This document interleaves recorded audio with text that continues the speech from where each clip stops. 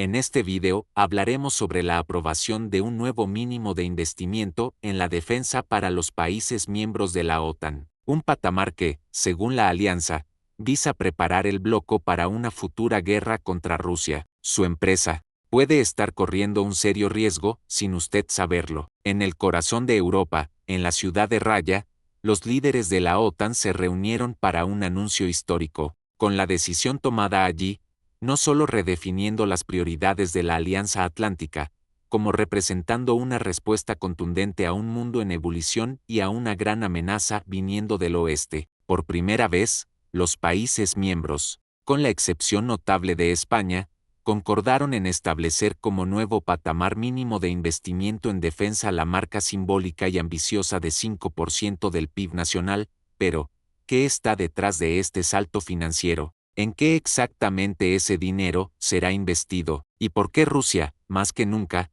flota como sombra que impulsiona esta corrida armamentista occidental? Durante años, los miembros de la OTAN fueron cobrados a investir al menos 2% de sus PIBs en defensa, una meta muchas veces ignorada, pero el escenario cambió drásticamente. Con Donald Trump nuevamente en la presidencia de los Estados Unidos, la presión para que Europa asuma un fardo mayor en su propia seguridad se intensificó, y ahora, esa exigencia se transformó en compromiso. El nuevo plan prevé que los países aliados pasen a investir al mínimo 5% de sus PIBs en defensa, casi un salto triplo en relación al padrón anterior, algo que el secretario general de la OTAN, Mark Rutte, clasificó como una mudanza de era. La propuesta no se limita a inflar presupuestos militares con más blindados y cazas, con una lógica bien estructurada por detrás de esta cifra. 35% serán destinados directamente a necesidades militares clásicas,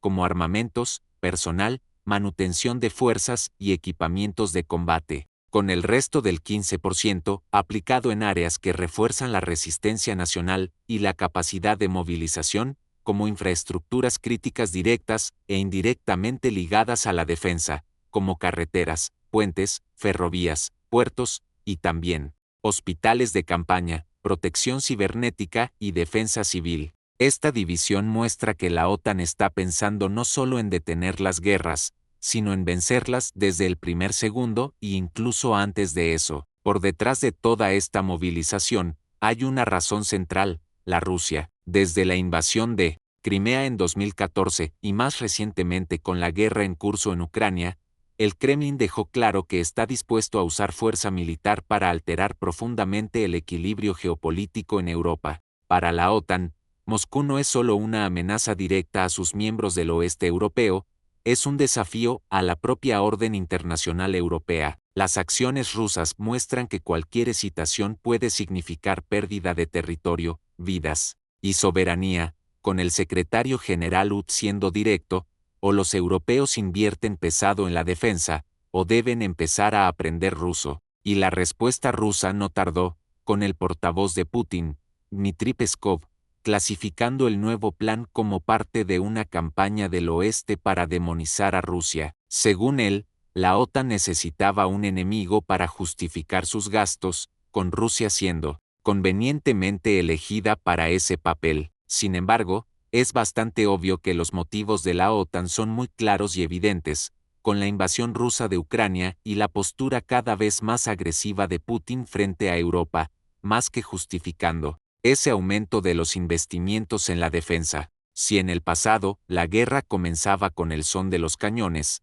hoy puede comenzar con el clic de un hacker o el zumbido de un drone, con varios ejemplos recientes hablando por sí, como el ataque audaz de Ucrania con drones que destruyeron a los bombarderos rusos dentro de Rusia, y en Irán, gracias a una combinación de ataque cibernético con fuerzas especiales infiltradas, Israel neutralizó los vastos y poderosos sistemas antiaéreos iraníes antes mismo de lanzar sus ataques principales. Esta nueva realidad hizo que la alianza percibiera algo crucial: proteger el territorio aliado exige más que armas, exige robustez estructural, inteligencia digital y capacidad de respuesta rápida. Los generales de la OTAN ya saben, la guerra comienza antes de llegar al campo de batalla. Un enemigo preparado puede impedir el deslocamiento de tropas al danificar estradas, sabotar ferrovías o lanzar ataques cibernéticos contra redes de energía. Es por eso que gran parte del nuevo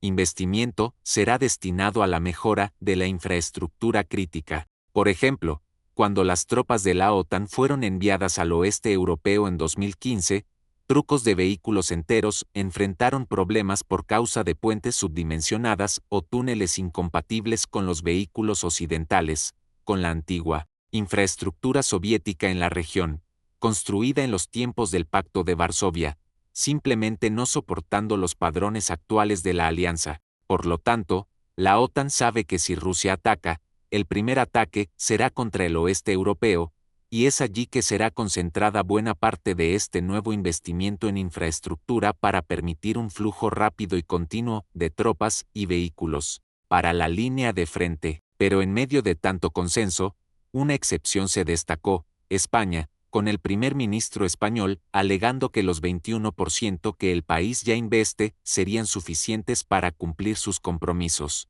Ruth, sin embargo, fue categórica al decir que la meta de 35% para capacidades militares y más 15% para la resiliencia es indispensable para garantizar los objetivos de la OTAN, dejando bastante claro que los países serán monitoreados regularmente cuanto al progreso de sus compromisos. El refuerzo financiero no sería completo sin un esfuerzo coordinado para ampliar la capacidad industrial de la defensa. La OTAN reconoce que actualmente no hay suficientes opciones para sostener un conflicto prolongado y en larga escala contra Rusia. Por eso la cúpula de Raya incluyó un foro específico para acelerar nuevos contratos con empresas de defensa, incentivar la innovación y garantizar la superioridad tecnológica de la alianza. El nuevo nivel de 5% es más que un número. Es un señal claro de que la OTAN no solo reconoce la gravedad del momento, sino que se está preparando para él, sea contra amenazas rusas, sea contra nuevas formas de guerra. La alianza está intentando garantizar que sus miembros tengan lo que necesitan para reaccionar o, idealmente, disuadir cualquier agresión antes de que comience. Y si aún no está inscrito en el canal, suscríbete ya y activa el signo de las notificaciones para no perder ninguna novedad. Es bastante bueno, bastante apropiado. Cuando los aliados alcanzan este número, añadirá más de $1 trillón al año. Piense en ese 1 trillón por año para nuestra defensa común. Y este es un monumento, realmente, a la victoria, pero es un gran ganador para los Estados Unidos porque estábamos cargando mucho más que nuestra parte justa. Fue bastante injusto, en realidad, pero este es un gran ganador para Europa y, en realidad, para la civilización occidental. En años pasados, las administraciones no lograron que la mayoría de los aliados contribuyeran, incluso el 2%. Recuerdo que cuando vine aquí, teníamos 4 países que estaban al 2%, y recuerdo que Polonia estaba allí, un par de ellos estaban allí, pero la mayoría de ellos no. Y mientras la OTAN se rearma contra Rusia, otra guerra amenaza con salirse de control, el conflicto abierto entre Irán, Israel y los Estados Unidos. Lo que comenzó como una cadena de provocaciones diplomáticas y ataques indirectos, hoy se transformó en una guerra híbrida que ya no se limita a los bastidores del Medio Oriente. Los cielos de Teherán, las calles de Tel Aviv y las bases estadounidenses en Qatar y Siria ya no son zonas de advertencia, sino escenarios de un conflicto cada vez más directo, sofisticado y mortal. La guerra ya no es una posibilidad, está ocurriendo, y el mundo está al borde de una escalada sin precedentes. Irán e Israel, enemigos históricos, frente a frente el 14 de abril de 2025,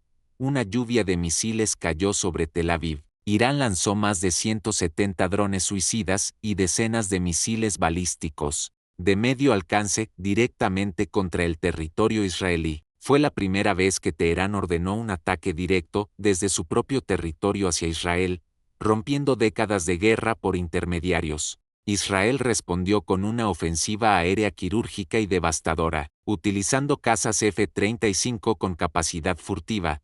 Lanzó una serie de ataques contra instalaciones militares iraníes, radares y centros de comando. Pero lo más impactante fue la infiltración de comandos israelíes en suelo iraní, con apoyo de inteligencia artificial y drones de reconocimiento, que neutralizaron las defensas antiaéreas del país antes de que el primer misil cayera. Esta guerra no se parece a ninguna anterior. Es una guerra de satélites, hackers y drones invisibles. Una guerra en la que una central eléctrica puede ser destruida desde un computador en otro continente. Y en este escenario, Estados Unidos no es un observador, es un protagonista.